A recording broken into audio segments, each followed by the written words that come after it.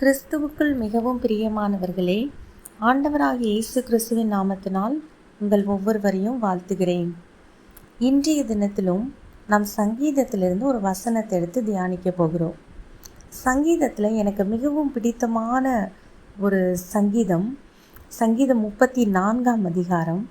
அந்த சங்கீதம் 34 8ஆம் வசனத்தை நீங்கள் பார்த்தீங்க அப்படின்னா, கர்த்தர் நல்லவர் என்பதை ருசித்து பாருங்கள், அவர் மேல் நம்பிக்கையாக மனுஷன் பாக்கியவான் என்று சொல்லி வேதத்தில் சொல்லப்பட்டிருக்கும்.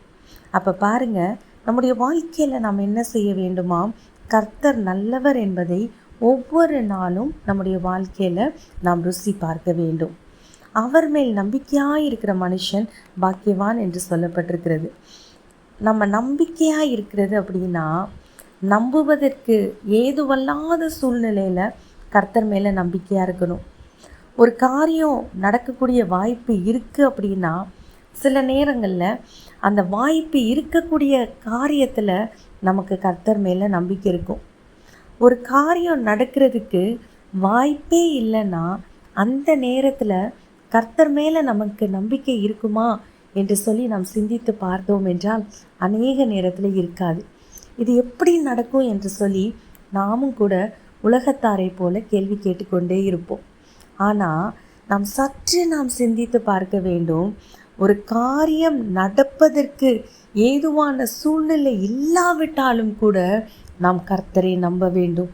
அப்படிப்பட்ட சூழ்நிலையில் நாம் கர்த்தரை நம்பும் பொழுது இந்த காரியம் நடப்பதற்கு வாய்ப்பில்லை, ஆனால் கர்த்தர் நல்லவர், அவர் நிச்சயமாக இது செய்து முடிப்பார் என்று சொல்லி நம்புவதற்கு ஏது வல்லாத அந்த சூழ்நிலையிலும் நாம் கர்த்தரை நம்பி இருக்கும் பொழுது கர்த்தர் நிச்சயமாகவே ஒரு பெரிய அற்புதத்தை செய்வார். எந்த காரியம் நடக்கவே நடக்காது என்று சொல்லி உலகத்தார் சிந்தித்து கொண்டிருக்கிறார்களோ, எந்த காரியம் நடக்கவே நடக்காது என்று சொல்லி நாம் நம்முடைய ஞானத்தினால் நாம் சிந்தித்து கொண்டிருக்கிறோமோ, அந்த காரியத்திலே தேவன் ஒரு அற்புதம் செய்வார். அந்த காரியத்திலே தேவன் ஒரு அதிசயம் செய்வார். அவருடைய நாமம் அதிசயம்.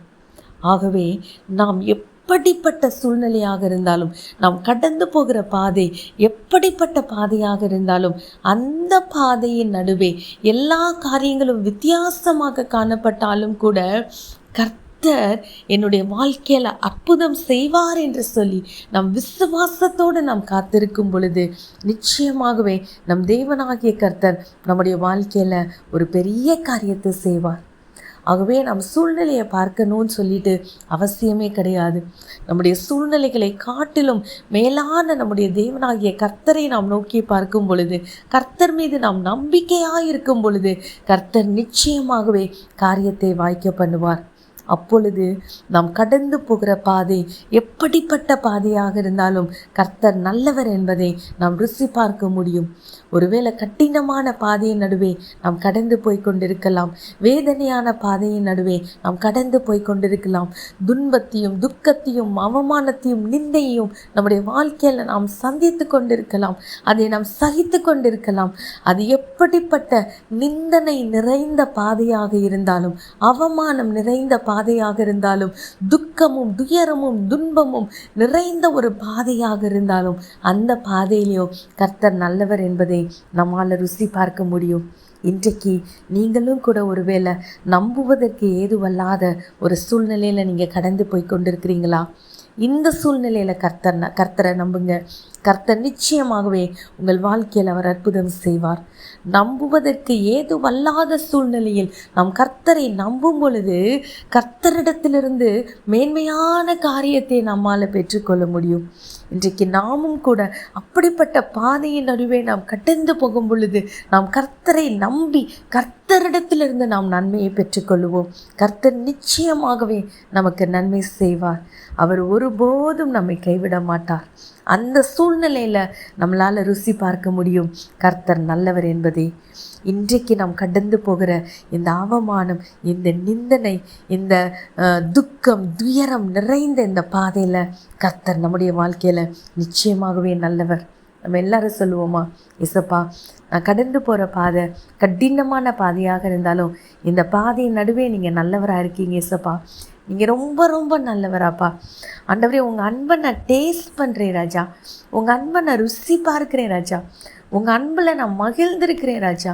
உங்கள் அன்பில் நான் களி கூறுகிறேன் ராஜா. உங்கள் அன்பு தான் ராஜா பெருசு. உம்முடைய அன்பை காட்டிலும் மேலானது ஒன்றுமில்லை ராஜா.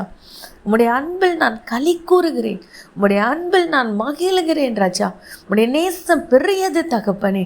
ஆண்டவரே, நீர் நல்லவரப்பா. உம்மை போல நல்ல தெய்வம் இந்த உலகத்தில் யாரும் கிடையாது. நீர் என் வாழ்க்கையில் நீர் நல்லவராக இருப்பதற்காக உமக்கு நன்றி ராஜா. உமக்கு நன்றி ராஜா. ஆண்டவரை பார்த்து சொல்லுவோம், உமக்கு நன்றி ஏசப்பா. என் வாழ்க்கையில் நீங்கள் நல்லவரப்பா. நீங்கள் ரொம்ப ரொம்ப நல்லவரப்பா. நான் கடந்து போகிற பாதை இன்னைக்கு கடினம்தான். அது எனக்கு கஷ்டமாக தான் இருக்குது. அது எனக்கு வேதனையாக இருக்குது. அது எனக்கு துன்பமாக இருக்குது. அது எனக்கு துக்கமாக இருக்குது. ஆனாலும் கூட என் வாழ்க்கையில் நீங்கள் ரொம்ப ரொம்ப நல்லவர் ஏசப்பா. உங்கள் அன்பை நான் ஒவ்வொரு செகண்டும் நான் ருசி பார்க்கிறேன் என்று சொல்லி ஆண்டவரிடத்தில் நான் பேசுவோம்மா. அப்பா, எங்கள் எல்லாருடைய வாழ்க்கையிலையும் நீ நல்லவராக இருப்பதற்காக உமக்கு நன்றி.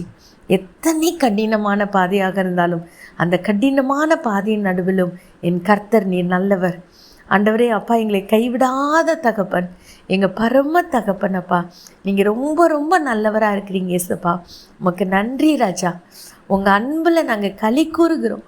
உங்கள் அன்பில் நாங்கள் மகிழ்ந்திருக்கிறோம் ராஜா. ஆண்டவரே, இந்த மேலான நேசத்துக்காக உமக்கு ஸ்தோத்திர ராஜா.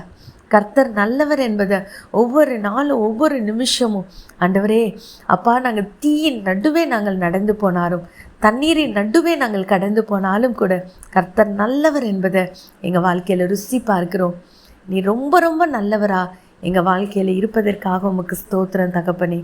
உமக்கு நன்றி செலுத்துகிறோம். இந்த நாள்லையும் கூட தகப்பனே, உம்முடைய வசனம் எங்களுக்கு ஆறுதலாக இருந்ததற்காக உமக்கு நன்றி செலுத்துகிறோம். எங்கள் ஒவ்வொருவரையும் பலப்படுத்துங்க. எங்கள் ஒவ்வொருவரையும் ஆறுதல் படுத்துங்க. உம்முடைய வார்த்தையினால் நாங்கள் பலப்பட்டு ஆண்டவரே எங்கள் வாழ்க்கையில் ஆண்டவரே நாங்கள் ஜெயத்தை எடுக்க கர்த்தர் எங்களுக்கு உதவி செய்வீராக. கர்த்தர் அப்படி எங்களுக்கு துணையாக இருப்பதற்காக உமக்கு நன்றி செலுத்துகிறோம். உங்கள் கரத்தில் தாழ்த்தி ஒப்பு கொடுத்து அர்ப்பணித்து ஜெபிக்கிறோம் ராஜா. நேசிக்கிற இயேசு கிறிஸ்துவின் மூலம் வேண்டிக் கொள்கிறோம் எங்கள் நல்ல பிதாவே. ஆமீன்.